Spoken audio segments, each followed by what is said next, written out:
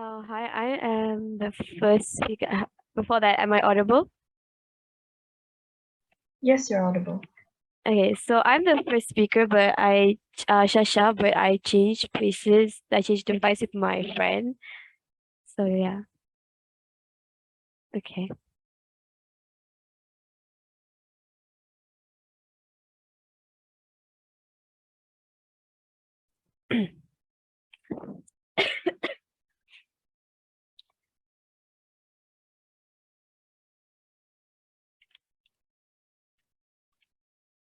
So I'll begin my speech in 3, 2, 1. So good afternoon to the respected speaker, members of the opposite team, and members of the floor. Before I put forward today's case, I would like to define today's motion. So the first previous regime is defined as previous authority system or previous authoritarian system. Second, a post-conflict state is defined as still in a fragile state that is still in a fragile phase, a state that is who undergoes conflicts such as wars and etc. Okay, moving on to the status quo. So the ideology of nepotism is actually active nowadays. For example, we can look in George W. George W. Bush, who put in his son, if I'm not mistaken, his name is also George W. Bush, to become the president as well. So that is an ideology of nepotism that is active nowadays. Um, so moving on to my first argument. So why we on the government feel like they should not be eligible to for previous regime to hold political positions to avoid ideology of nepotism. So what is this? First, we have to go back to the meaning of nepotism. So nepotism basically is a practice between those with power to favor their relatives. Basically, it means for someone to use a cable to give their previous positions to their family members, just like stated in the example that I gave about George W. Bush, who gave his position to his son,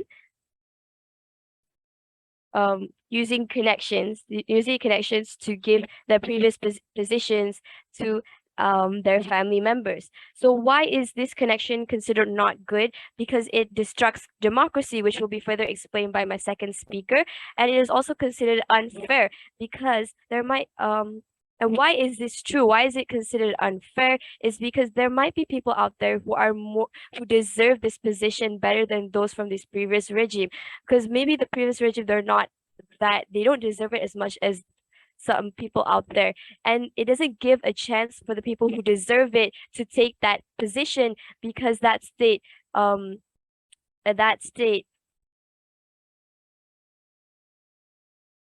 because that state believes in using previous regime instead. So why is this important? Is because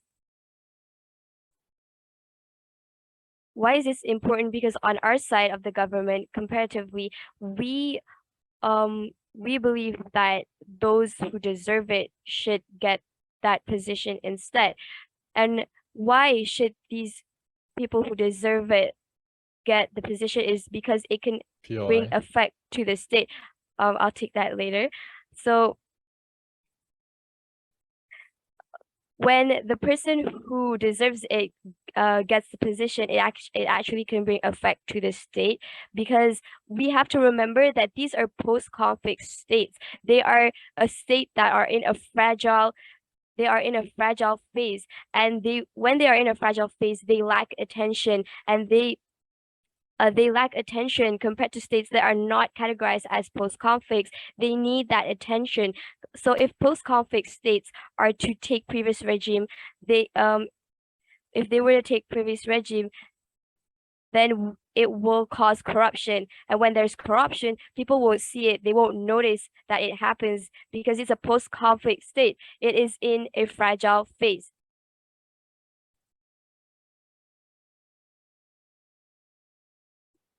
Um,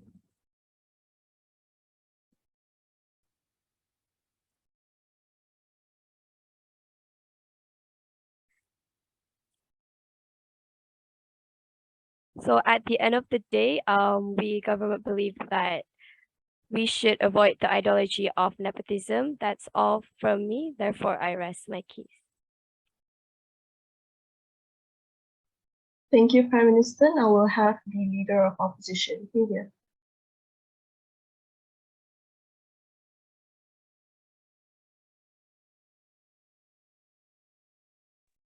Just checking if I'm visible and audible. Yes, you are. Okay. Yeah, so just to repeat, I prefer verbal POIs. I will take you after the 5th minute. Set type my timer.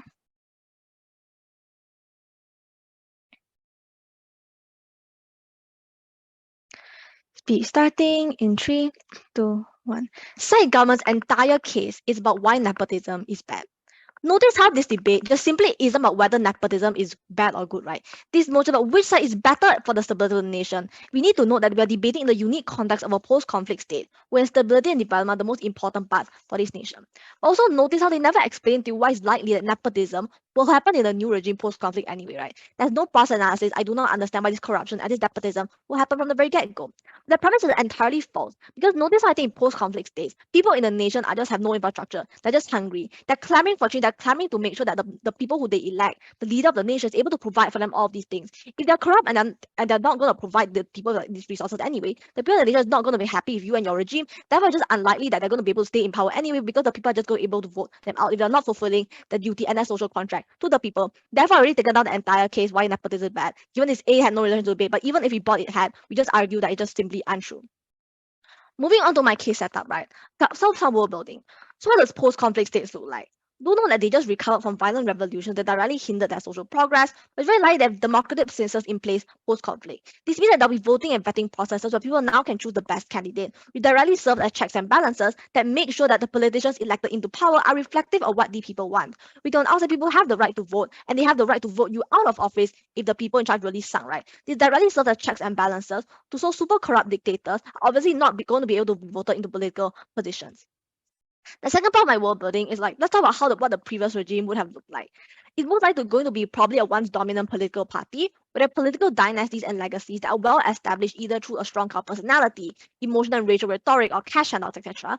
They still, I think, the status quo, even after post-conflict, they still have some form of influence within the country, but they still have their own group of supporters that make up quite a significant block of voters. This means that directly that you have some form of unrest or some form of like people not being happy will transition to this new power. These regimes can look like the Shiwata regime in Thailand or the Marcos regime in the Philippines, for example.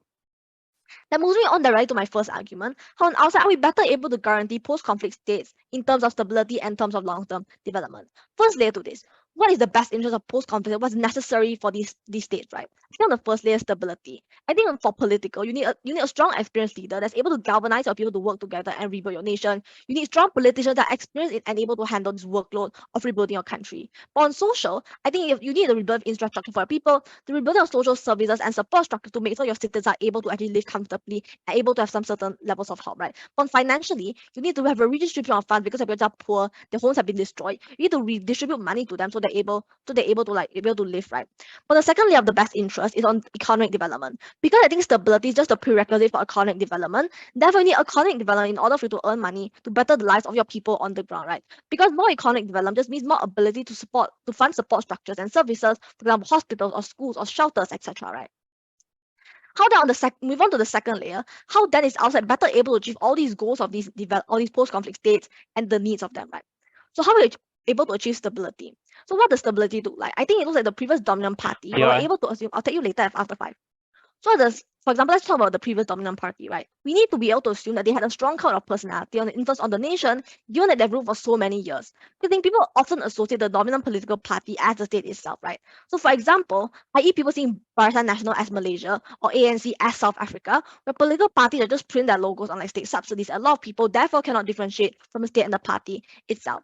The reason why I'm explaining all of this about what the previous dominant party looked like is the impact here is a quarter of the people within the nation definitely will still recognize the previous dominant party as a legitimate government. They still have their chain of supporters, right? This probably means that members from the previous regime and their family members of the previous political parties, that you need them to appeal to the people in the nation. This means that you directly want them to in their party in post-conflict states, they do not stir up trouble and trying to push for policies, right? I think when you have like these things, you're dealing with this kind of issues, it takes a lot of time, and there's just an urgency for all these policies to be passed as soon as possible in order to better your nation, right? Therefore, I think having at least a few of these previous regime leaders in the new state is very beneficial because you're able to appease that block of voters. You're able to make sure that they don't stop unrest because I think it's so urgent to pass these policies. It's simply unable to happen if people on the ground just directly opposing you at every single action. But the second reason how are just better able to achieve the goals of these nations is on the development and making sure the state is able to function properly. Because notice how the people from the old regime definitely have experience, right? Because I think we need to concede that from the old regime, they've been ruling this nation for like hundreds of years. They've had the time, they know what to do with the nation, right? They know to galvanize their people, they know to deal with the bureaucracy of political positions, and they generate just more context and avenues to help people on the ground. The comparative on-site government then is now you have a power vacuum on your side, but the new political party has to figure out how to run the nation. Given that they're probably a dominant political party in the past regimes, they now have no experience at all whatsoever in terms of dealing with the nation. It's much harder for them, right? But when you have a party that's ruled for so many years, to a certain extent, they're able to properly know the mechanisms of the nation, how to run it. Therefore, you have people in this new state, you're better able to for the development of the nation because of just people guiding you and being able to make sure that the state doesn't fall back into chaos because they don't know how to run the nation. But before I move on, are there any POIs? 3. Can you please explain how by maintaining your regime you actually relates to economic development? Here's the thing: how our side uniquely able to talk about economic development, right? Because the thing is, on our side, what happens is the comparative is on your side with the new political party I explained just now has literally no experience to run the nation. It's very hard to make sure that our nation is able to be stable, right? When you're the main thing of these new post-conflict states is to make sure they have economic development, to make sure you have stability. I think only on our side, I've explained just now, we're able to achieve this. Please listen to my analysis just now, right? But the last day, why we're able to better make sure that these nations are able to achieve what they need post-conflict is on accountability and transparency. I think definitely the old members don't really like each other. I think members now are able to be held accountable by the people, right? So if the corrupt or nepotistic, like what said government wants to frame the entire case, then clearly not going to be voted into power anyway. Because the incentive of these like old members, because they want to lead their nation, they'll try their best to fulfill the needs of people in order to be elected directly. Therefore, accountability and transparency are able to fly on outside the house.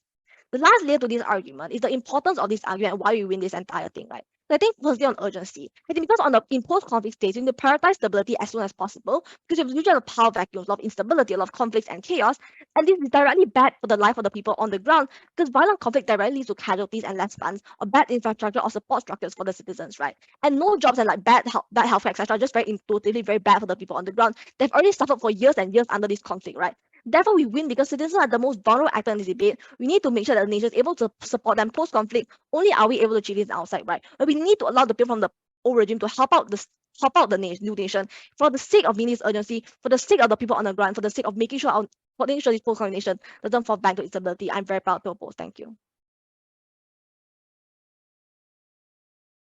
Thank you, Leader of Opposition. Now we'll have the Deputy Prime Minister.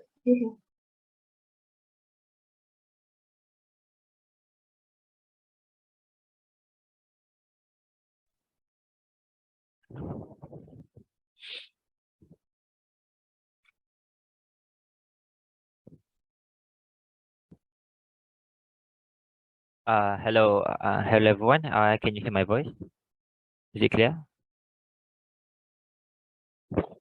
Yes, you're audible.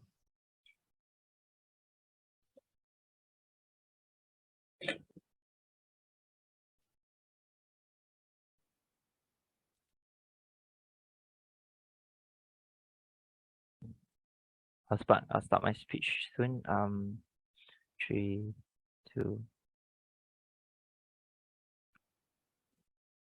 In a post-conflict country, of course, stability is the most important. The thing is, on the side of opposition, they only talk about, if the new regime is actually stabilized, if the new regime is actually better than the previous regime. But we'll talk about what happens even if the new regime is bad rather than the previous regime, that still benefits us at the end of the day. So a few rebuttals coming from the side of opposition. They first talk about experience, like how this previous regime was experienced because they've dominated the party for like centuries and whatnot. It is because they are, if your so-called experience, it's because of their experience, they are actually lost in the post-conflict war. War happens because of their inexperience of the regime to even dominate the country, right? Because why? Because most of the post countries is actually led by one. Because most of conflicts is actually originated by the government itself, right? By the regime itself, whether the regime is actually practices racist ideology, Marxism ideology, and whatnot. Firstly, I would like to clarify that one of the definition under post conflict is any country that undergoes conflict, including wars, political turmoil, and also overthrown. So no, it's not just wars. It's not just, oh, this country is actually, they're just having conflict because they're related to this war. No, it could be that the country is overgoing political turmoil at the 13 May 1969 and also being overthrown by the citizens. That includes post conflict. So now they talk about economic development. Now they give you no analysis on how actually, when we POI them, how actually new regime stable actually relates to like economic development, right? They do not tell you that, oh, maybe this new regime has actually do not want to give this economical advantage, therefore they have more economic development. No, they give you zero analysis on that. The third thing is about this is that, oh, you know what, the previous regime is known, right? Have a lot of supporters and whatnot. It is because it is known they are supposed to know what to do, but they did not, and they are responsible for every conflict that happens. Right. So moving on, to talk about urgency, prioritizing stability. Or I will cater all of these rebuttals in my arguments later. So now moving on to my first argument, which is first is nepotism disrupts democracy. Yes, I know that this topic today is more on new regime, but I'll explain it in my argument later. So why is this true? It's because firstly, we have to know what democracy means. Right? Democracy means the practice and the principle of social equality. This relates to election votes, meaning that if anyone wanted to hold the political position, they have to offer better solution. They have to offer more better manifesto. They have to present and convince the citizens on why they are better than the previous regime, or on why they are better than anyone. They have to claim and convince votes. They have to get votes, and therefore they have to present themselves as a good person, as a good value, which more likely to be a stabilized government at the end of the day. So why is this true? This is true. So again, why is this also true? Because why is nepotism disrupt democracy? Because nepotism is basically unfair. Because if democracy is about equality, then nepotism is about autocracy. You create an autocratic government at the end of the day. Because nepotism cuts equality. Because you do not have to present what your new regime. Probably no one knows you, or no one actually convinced and agree that you're going to be that political position, but you suddenly lead the country. Like, you do not have the respect from citizens, and you do not have the vote from citizens, you suddenly become the new regime. You are not elected, and then you suddenly have this political position. It's unfair. Because why? Because there are maybe someone who is better, maybe someone who is better solution, better innovation, but they didn't get it because they are a new regime and what you call as inexperienced, while you have no effort. Yes. Why are members of the new regime less likely to engage in nepotism? Okay, so this will be explained by my second argument, in which how is it the previous regime is responsible because of the conflict, right? So why is this important? This is to ensure peace and the right and power. Why? Because if you are not elected, right, you are unlikely to be less knowledgeable. Why? Because you're probably it is probably because of you the conflict even starts, right? They are better person. You have no connection to society, and then suddenly you give new regime. In a post-conflict society, things need to be quick. We need action. We need the right power to the right people. And your side of people is likely more to be corrupted. Why? Because you are the one who hold the political position before and you wanted to hold again, even though it is your responsibility and even you are the reasons why the conflict even happens. Because and then the third thing is about how lack of democracy and how democracy is meaningless in your side, right? So what does this cause? So before that, even if your country is going to rebuild, you're probably not going to survive in the long term. Also, lack of democracy. What does this bring? This brings you probably like military disruptions and also riot. Why? Because now citizens see, oh, I did not elect and I did not agree for this person to be led by the country, but he did get the political position. We believe that this actually causes harm for general citizens, because there'll be riots and automatic disruptions. We don't think your civilization will be rebuilt that smoothly. The second argument for my side is for us to encourage innovative and improved regime. So why is this true? This is because the reason you have conflict is because the previous regime is responsible. You're probably unstable. You probably have political disruption. You probably have an inefficient solution, right? So in past conflict, we need better regime. I think both sides agree for this. Whether it's new regime or more regime, we need more innovations, we need more solutions, right? And the second analysis is maintaining new regime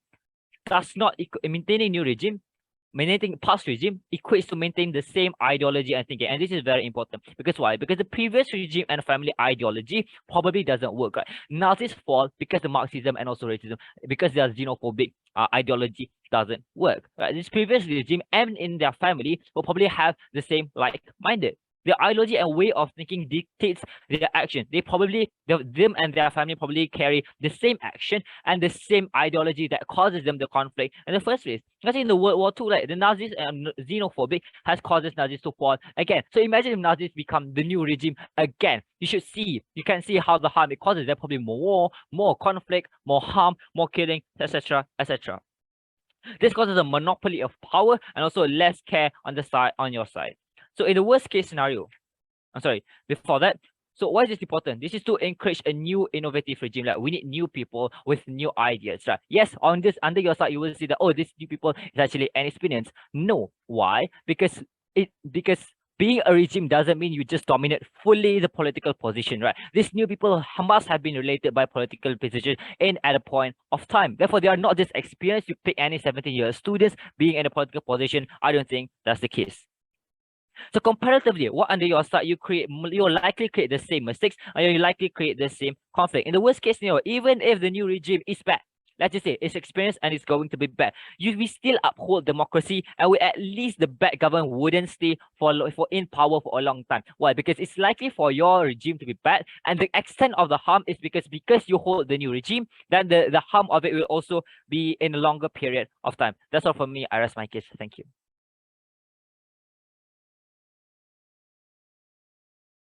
Thank you. Thank you, DPM. Now we'll have the Deputy Leader of Opposition. Here. Am I audible? Yes, you're audible. Okay, cool. Speech starting in 3, 2, 1. Side government today is just one that's the arguments that they brought out are just one that's so unimportant that I fail to see why they stand and they even should be credited into this debate. So a few responses before moving on to the point of contention so far. They talk about how the conflict happens a lot because of the old regime. 2 layers to this. Number 1, I think this is just not unfair towards members or the family members of every single person part of the old regime, because we realize that on second layer, most of the problems caused happen because of the leaders. So this doesn't justify all members being ineligible, and by extension their families to be ineligible to stand in politics. We think this is an incredibly disgusting and undemocratic process that frames these members as being equally as horrible as the leaders that cause the trouble. We don't think this is democratic. If they want to defend a proper democracy, they cannot defend this. So moving on, the main point of contention right now is on the stability of the state.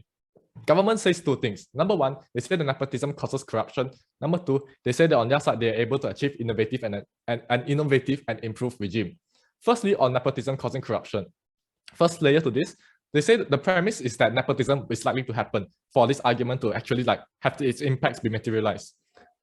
3 things happen on side government. Number 1, it's unproven by government that this nepotism is likely to happen exclusively by old members of the regime in a supposedly democratic system. Secondly, they also need to prove why new regime members aren't equally as likely to engage in nepotism, like I asked in my POI just now, which didn't get answered. So given that they don't prove this, it's just assumed that it's likely to be equal on other side of the house, because we realize that on both sides of the house there exists a power vacuum. All politicians want power to lead the country. Therefore, there are just existing similar incentives for both sides of the house to have nepotism, for both parties, whether old or new, to engage in nepotism. Meaning that the benefits of stuffing out nepotism on government is just unimpactful, since on both sides the chances of nepotism happening is likely. However, the nuance to this is we are still ahead, because we already told you about the systems of accountability that exist to lessen the chances of nepotism as a whole on the side of opposition, compared to nothing coming out from side government. Thirdly, we think that this is just unlikely to happen because of the system for democracy that I'll be explaining later on. But okay, even if you do not buy these systems being able to hold people accountable, we think that even if the systems fail, there are people that are going to riot, people are going to complain, people are going to go and oust these nepotistic people. So the problem of nepotism just isn't one that's huge in this debate. Even if former members are elected, we think that there's still benefits to be achieved by more experienced politicians, like Shuring has already told you. So the comparative on opposition, which I'll be extending slightly a bit on economic development, since government question how we are able to achieve this, we think that it's very simple. you have more experienced people when you like take on some members from the old regime.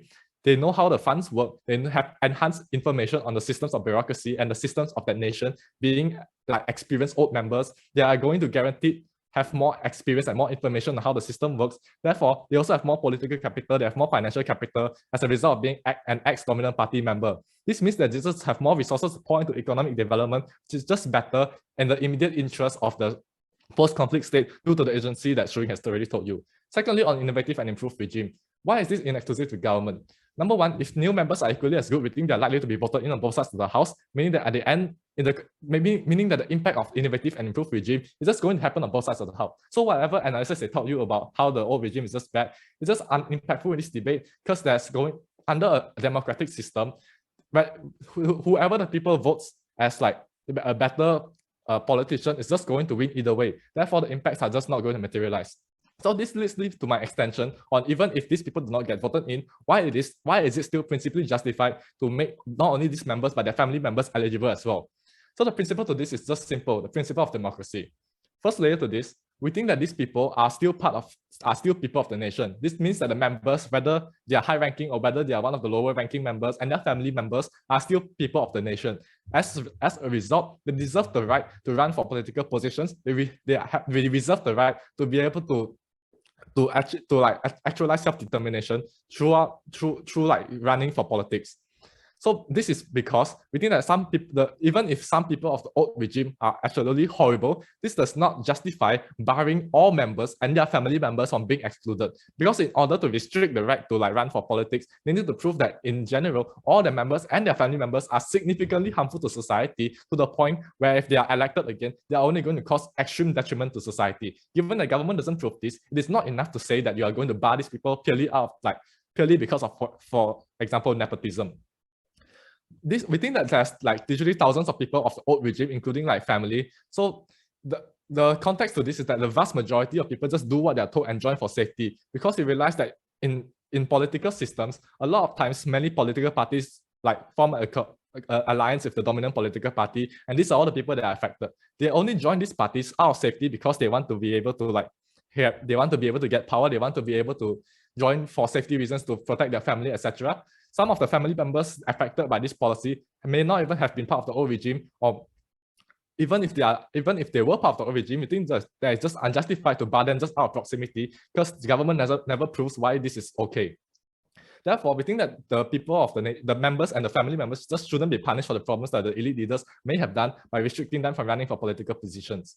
Secondly, we think a lot of times small political parties and politicians just join to bandwagon to like the dominant parties to bandwagon off benefits of being an influential party, but this also means that they are likely to be able to be more experienced and learn from these dominant political parties, which just leads to like all the impacts that Shung has already told you. The second layer to the principle is that there are already systems of accountability that exist. So obviously, if you have very horrible leaders that are dictators that kill people, obviously they are going to either be in jail already, or they are just not going to get voted in anyway. Meaning that since there's like transparency and accountability, the democracy should be upheld, and that the members should have a fair chance to be voted into politics, since we already have a proper vetting process to ensure that nepotism is unlikely to happen, to ensure that corruption is not going to be as likely to happen, to ensure like those horrible people that cause like the conflict in the first case just have a very extremely low chance of getting voted in. So the impacts to this is that we think that everyone should be given access towards the political platform to push for legislative change for the betterment of the country. Because you are able to get proper discourse now when you have old members like able to contend and like discuss with the new members, you are better able to have more well-rounded policies. You are going to be accepting of more opinions. This allows space for compromise and negotiation. This serves as a check and balance for the new regime as well, and you're just able to ensure stability and fairness in a new democratic state. For all those reasons, very proud to oppose.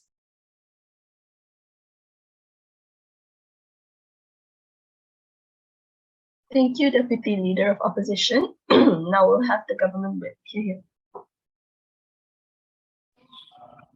Am I audible? Yes, you're audible. Okay. Okay, I'm going to start my speech.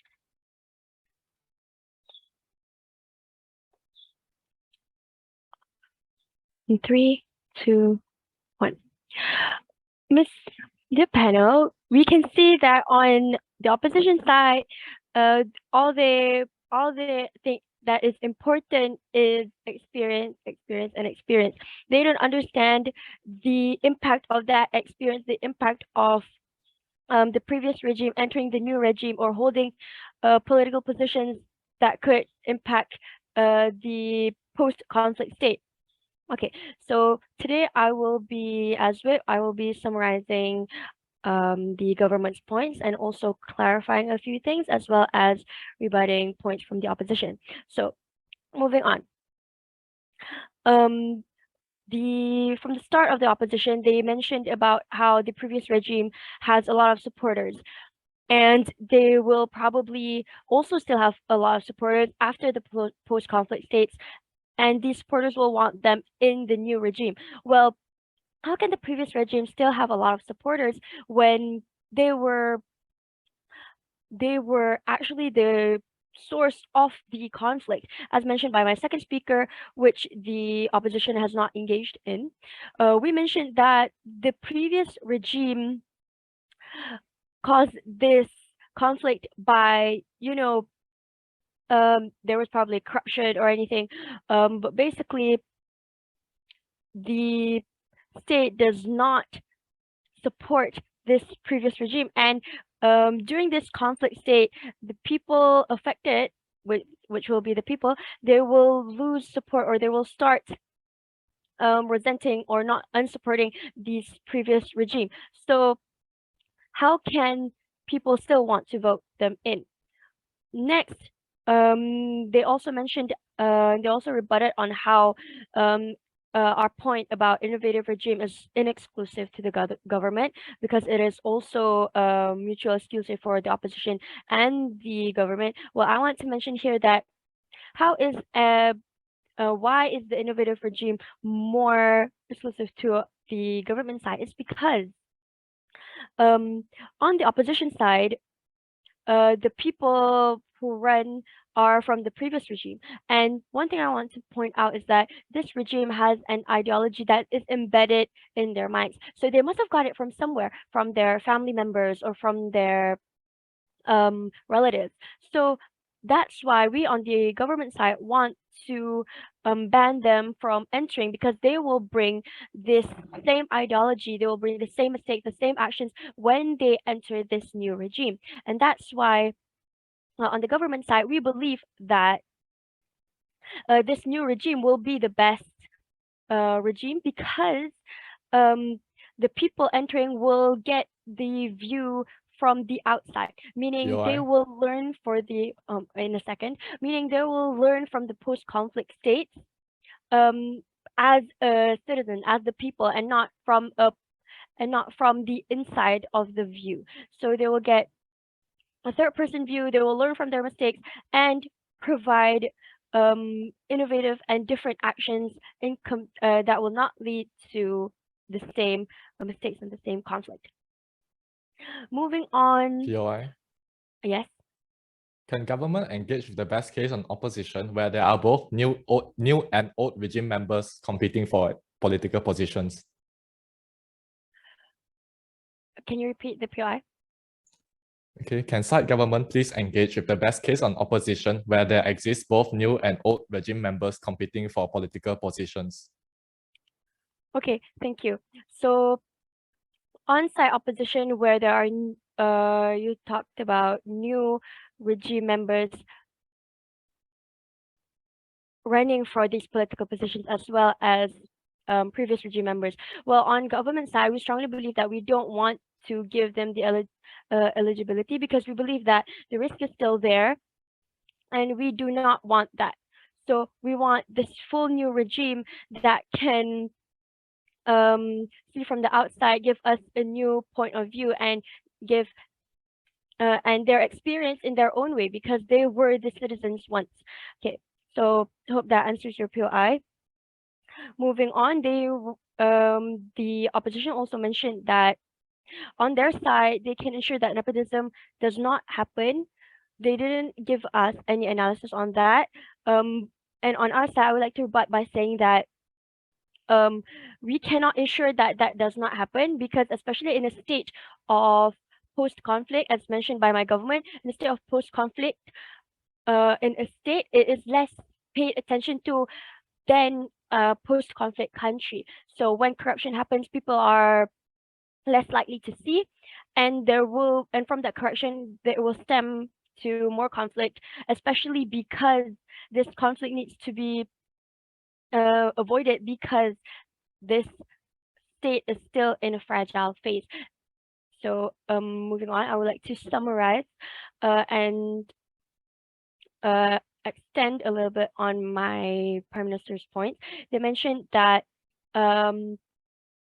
for their first argument was, we want to avoid the ideology of nepotism, which is taking in people for political parties through connections. So as stated by the families or relatives, and we don't want that to happen, because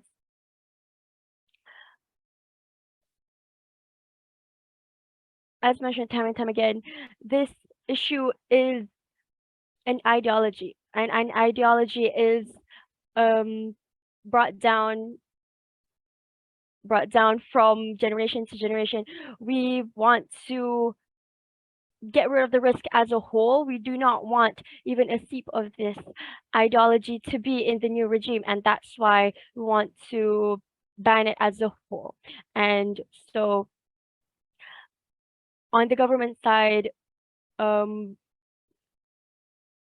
worst case scenario on the government side, this new regime will most likely learn from the different mistakes and not do the same mistakes. And proud to propose. That's all from me. Thank you.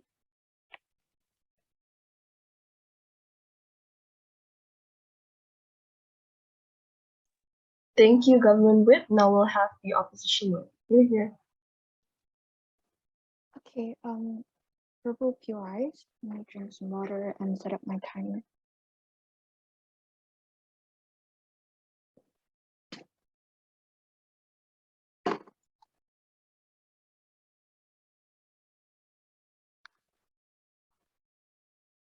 Okay.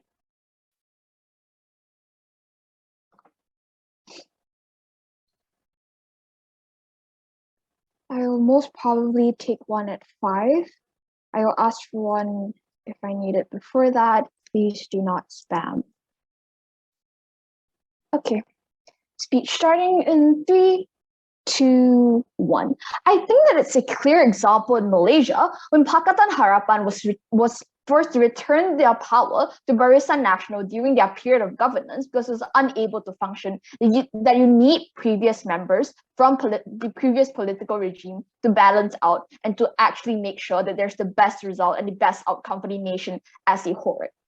Before I move into the clash in today's debate, there are 2 things that don't seem to fit into the clashes, right? Firstly, I think the clarification has to be made that the debate isn't about whether nepotism is good or bad, but it's about which side is better able to benefit the nation, since both sides concedes that there's urgency to solve a lot of problems like infrastructure, right? Like actually stabilizing politics and actually making lives of the people underground better as a whole, right? But the second thing is that I think that it has to be made super clear that no one is introducing the whole previous cabinet into the new regime, but those who choose to participate in the new regime have the ability to actually hold political positions within the new cabinet as a whole, right? I think opposition just doesn't, I think the government just doesn't acknowledge this in the very first place, and we therefore tell it's quite detrimental to their case when they're running on the wrong premise, right? But I think that on the second thing is that they have already failed from the very get-go when their case is built upon assumption, right? Their biggest push to you is on how nepotism itself fails the principle of democracy, right? I think the first layer to this, they need to prove why this was true in the very first place. Why was there such a huge corruption within within the previous regime in the very first place. But secondly, they need to explain to us why this explicitly applies to the members or to the family members of these people. But secondly, they need to explain to us why does this corruption then doesn't happen when you have new people, right? You have to prove the incentive structure for this layer of analysis to fly, right? Well, the third thing is this layer of response already takes out a huge chunk of their case when their entire push is revolved around nepotism. I think that this is already a sufficient response towards nepotism as a whole, right? So first clash is in terms of the principal clash on whether it's justified for these individuals to join. I think that at this point of the debate, it actually turned to the biggest discussion in the debate, given that government doesn't choose to engage in a lot of pragmatic cases, but let's be charitable and argue this on their grounds. Right? The first thing they tell you is that nepotism, when they favor their relatives and they use connections to gain their position, government tells you two things. The nepotism fails the principle of democracy. I tell you that firstly, they've never proved to you why it's particularly true in the previous regime. But secondly, why is this then the most important issue in the debate, given that Shuing tells you that there is a sense of urgency to solve problems like infrastructure, political stability, and etc. Which probably means that the principle of democracy has to prove its purpose when it comes to like a better outcomes of the people who are literally trying to make ends meet, right? And then the second thing they tell you is that there are other people that deserve this opportunity more than them, right? Because they've never engaged in any sorts of nepotism. But firstly, I think we need to prove how these people can help solve the problem of instability, as government points out. But we secondly tell them on our side, we don't strip away this access that these other people have, right? They're still on equal playing grounds when they apply towards like joining these new regimes and when they are trying to push for like for changes and they actually get elected to the cabinet in the very first place. So I don't think they were trying to, completely shut the access of these people who are capable and who have new ideas in the very first place, right? Then opposition brings you three things under this principle. We tell that firstly, these people deserve the right to run for political positions.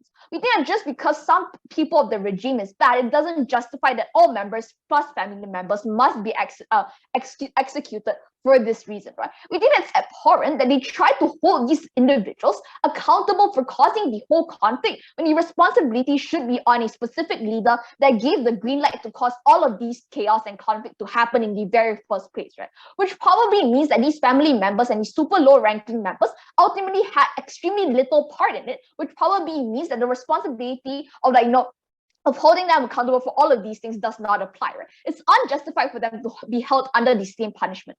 But a lot of times, you really explain to you in Alex's speech that small political parties and politicians join the dominant political party just to get elected and bandwagon off the benefits of being an influential party, which probably means that to some extent, there's going to be members that don't always align with the previous regime's principle, which probably means that they cannot reap all of the benefits under their side of the house, right? Let's move on to the next clash in this debate then. Under which side are post-conflict states better off? I think the essence of the clash firstly includes the evaluation of the needs of these post-conflict states. I think that this only came out explicitly in Shuing's speech on 5 layers. Firstly, in terms of building infrastructure. Secondly, in terms of stabilizing politics, economic development, and social progress as a whole. Government doesn't talk about what innovative new regime would look like, why it's impactful or important, but let's engage in their best case, right? So government's argument to you is that first, these new regimes are responsible, right? Because if they are elected, they are a better person. They have no connection to the previous regime. I think that this is untrue because it doesn't really mean that they are the best regime or like a better functional regime, but it's just that there's no better option in the opposition to actually vote for you to actually vote for it. But we also think that innovation itself doesn't really mean that you will be a better regime, because we tell you that innovation, as much as it's important, you need to have consistent policies and actually like grassroots policies that can actually benefit the people on the ground who've just recovered from a post-conflict state, right? Which probably means that the basic infrastructure and basic economic development is the most important contentious in today's debate, right? The urgent problem is stability, not innovation. You need people there to stabilize the politics, and you need people there to, to calm people down and to make sure that they actually to make sure that they actually compromise with all of the policies that you're trying to push under your side of the house, right? Which probably means that even if innovation was important, you still need the support of your people, and this comes from the people from the previous regime to calm them down. But we also think that even there will be new people with new ideas. They tell you that even it's still bad, it still upholds the principle of democracy. But I think that the principle of democracy today just doesn't uphold the outcomes of like having your people suffer and having your people to actually try to get themselves together after conflict, which probably means that they failed their part in the social contract in the very first place. So I don't think the principle of democracy actually flies in this clash. But I also think that stability is important because it already proved to you how the dominant political parties still have a chain of supporters, right? I think that when you try to push you that how can previous regimes still have supporters is because we thought that the example is simple, that Trump caused an insurrection, but people still love him, right? There's still going to be people in rural areas who buy into the emotional rhetorics and racial rhetorics that the previous regime tried to push in the very first place, which probably means they still have this chain of supporter that exists within the nation itself. Never been prouder to oppose. Thank you, Awkward. Now we'll have the opposition reply. Here.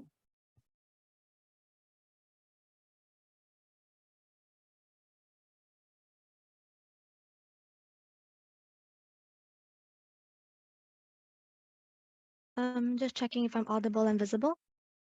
Yes, you're audible. Okay, let me set my timer.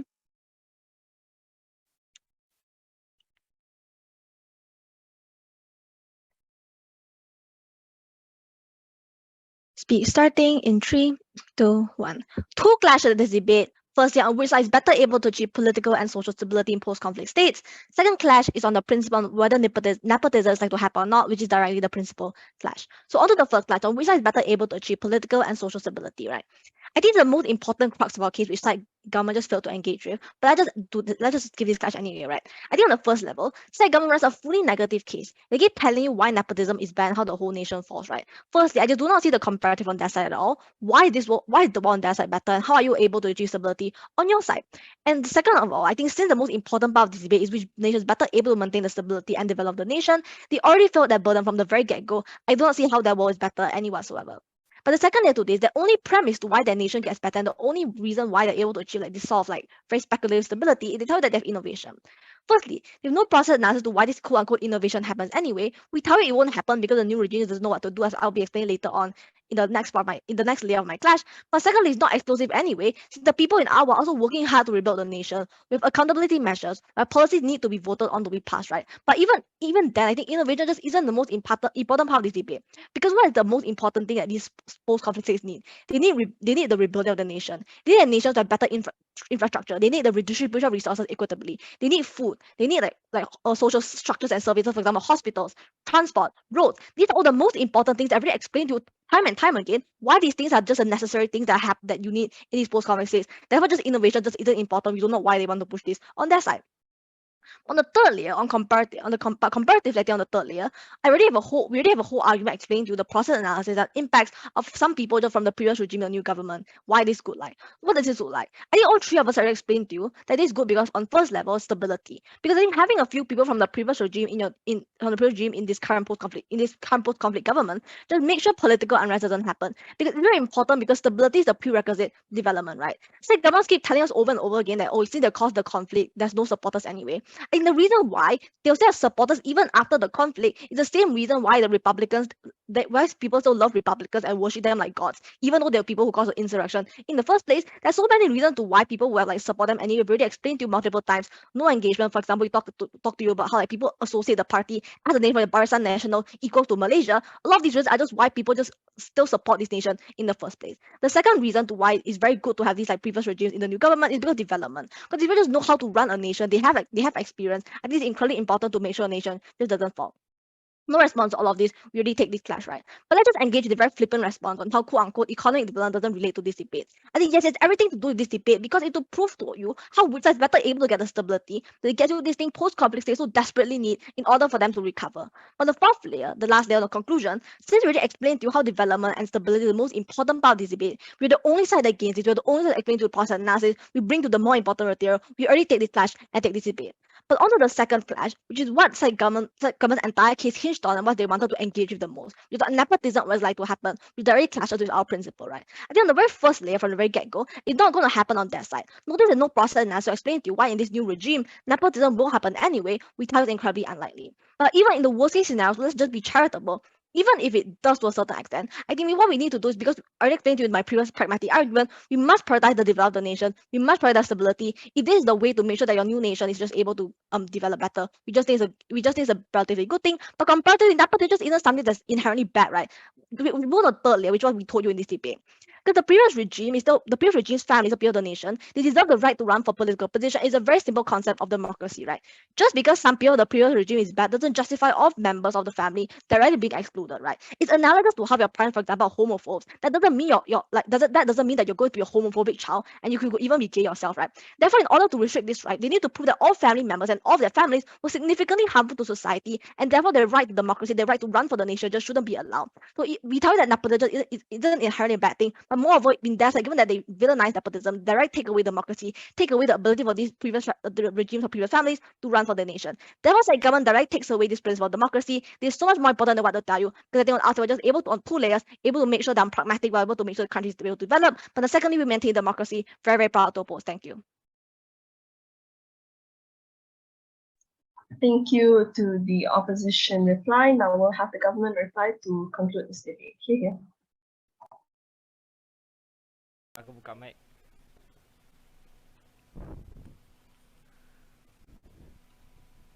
Hello, am I audible? Yes, you're audible.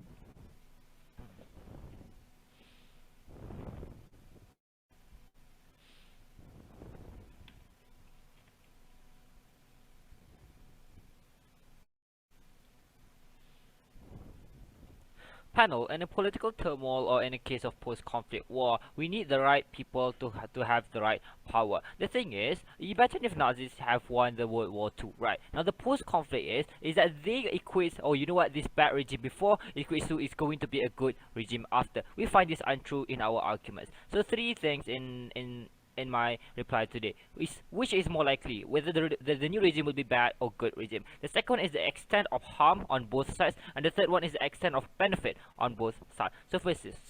First question is, which is likely for the new regime to be bad or to be good? We tell you again and again that the new regime will likely to be good, because why? Because they have different ideologies, because they have a different way of thinking and different ideas from the previous regime. The reason why the previous regime have to inflict themselves with this conflict is because they stick to their ideology, they teach a way of thinking, therefore they are the one who makes mistakes, and they are the one who they are the reason that conflicts even starts or do not cater the conflicts efficiently. Right? We tell you time and time again how this new regime that bans the previous regime can actually have new innovations and also new ideas.